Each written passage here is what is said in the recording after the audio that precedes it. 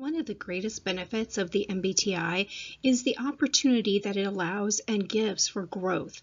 Within each personality type, there are specific areas and strategies with which an individual can use to grow and develop themselves. Let's start with a general description and the characteristics of the ENFJ. They are warm, empathetic, responsible, responsive.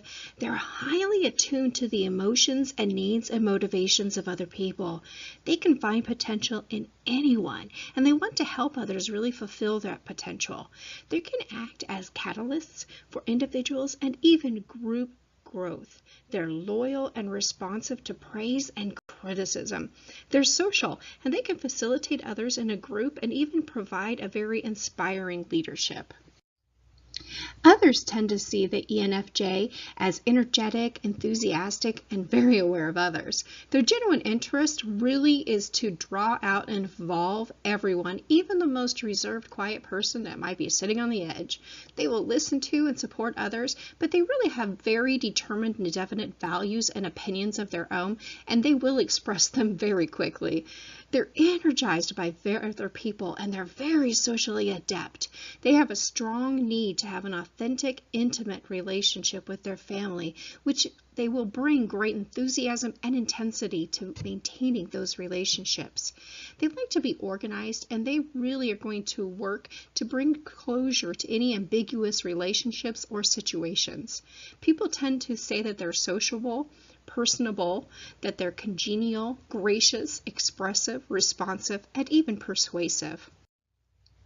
Some potential areas of growth lie within their intuitive and feeling preferences. If they really haven't developed that intuition side, they're not going to see very many possibilities, and they may make decisions too quickly without taking in enough information or considering factors that reach beyond their own personal values. However, if they don't develop that feeling side, their decisions may be inconsistent, maybe even poorly formulated, and they will really have a difficulty to accept the judgments of their own judgments, and they're going to accept other people's judgments very readily.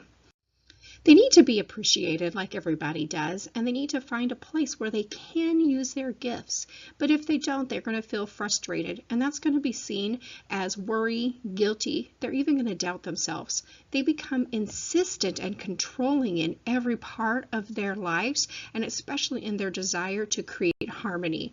But they're overly sensitive to criticism, even imagined criticism.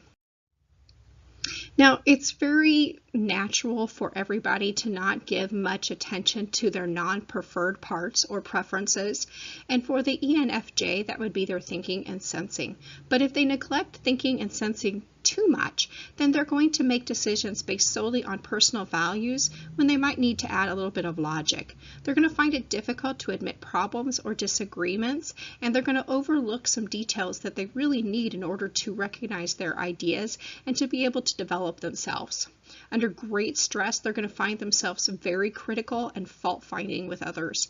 And they're generally going to keep those negative opinions to themselves, but they're going to find that they are very troubling and upsetting in just about every situation.